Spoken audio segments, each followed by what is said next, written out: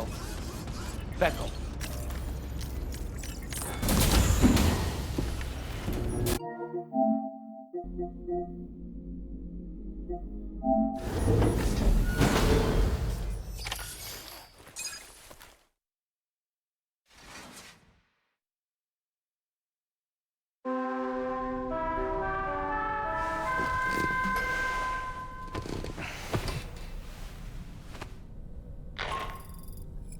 Good morning, Sam. I understand that your room didn't suffer any major damage. Unfortunately, the rest of the DH Magellan wasn't so lucky. The ship is unable to travel in its current state, but Dollman's doing his best to get us back in action. I'm about to leave to pick up some supplies for repairs. When you're ready to head out, I suggest you head to the bridge and get Dollman to brief you on the situation. Afterwards, check the ship's delivery terminal to find out which part of the continent you'll need to link up next. The show must go on, after all.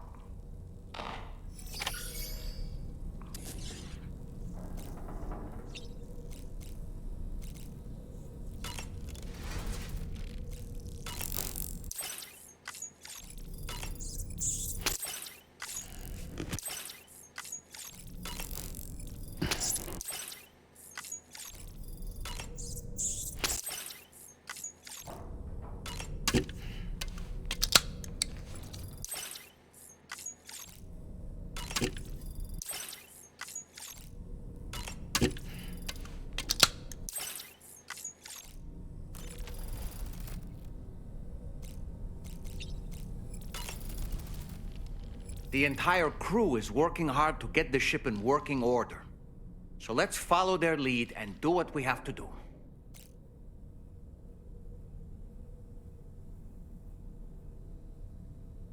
So, operations at the Eastern Environmental Observatory are managed by just one man, all alone in the mountains. It must be terribly stressful. To survive in such extreme conditions, you cannot afford to let despair take root in your heart.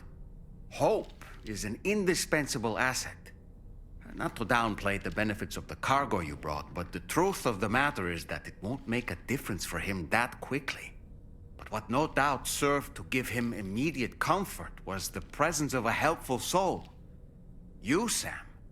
Porters can be bearers of light for those struggling in darkness. He'll not soon forget what you've done, nor the warmth that filled his heart when you arrived. Sam, about that ghost mech we saw carrying what appeared to be a coffin on its back. I wonder if that coffin was somehow connected to the beach. I distinctly felt the presence of the dead from within its armor.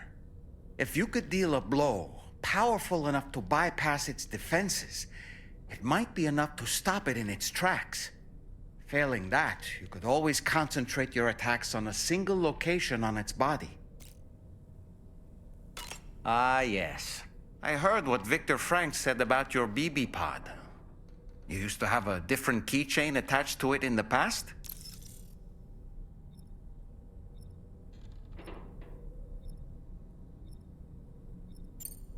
Igor. Ah, yes. The corpse disposal team member that was caught in the void out with you that time. I see now. The keychain was a memento to remember him by. I've been mulling over the words Victor said to you earlier. He's gone, but he still feels so close. There's a universal truth in that sentiment. The closer we are to people when they're alive, the stronger the bond we forge with them in our hearts. No matter how much time passes, I still feel her presence. My daughters.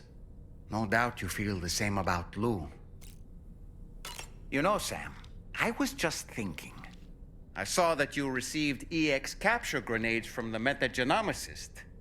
To think that the parasitic chiral microbes you brought her could be repurposed to infect and birth variant BTs in such a manner.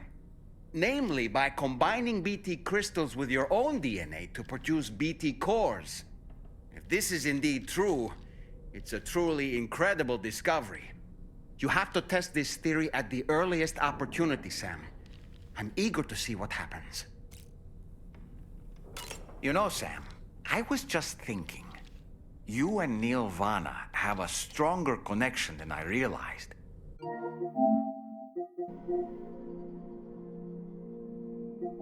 There must be some reason why he keeps appearing before you in that mysterious realm. Admittedly, while we've only seen a few pieces of the larger puzzle, it may lead to discoveries you might struggle to accept. Nevertheless, I commend you for your courage in facing your past head-on thus far. I say this with the utmost sincerity. Ah, yes. When you consume a chronobiote, your perception of the world around you dramatically slows down for a brief period. It's not hard to imagine why that'd be beneficial in the middle of a fight. You'd have a much easier time lining up your shots, and you'd see enemy attacks coming long before they had a chance to hit you. I'm reminded of the difference in the passage of time experienced when we're on the beach. It stands to reason that both phenomena might be caused by microbes from the beach and their effects on our bodies when ingested. Neil Vana, a porter employed by Bridges, a man not unlike yourself, it would seem. But why did he appear in that so-called nirvana, or rather, that realm of the dead? And then there's the fact that he clearly spoke Lou's name. If we have another opportunity to visit that mysterious realm, then perhaps we can get some answers. Ah, yes. The times we've encountered Neil Vana. The first was amidst flames, and the second was in what seemed to be flood-ravaged ruins. Now, I believe that you were previously transported to a realm not unlike a battlefield.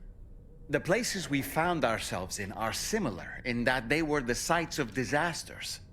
This is just a theory, but it could be the case that what we've seen is a reflection of Neil's mental state. He may have been a first-hand witness to a terrible tragedy which left a lasting mark on him. I don't really have anything else to say right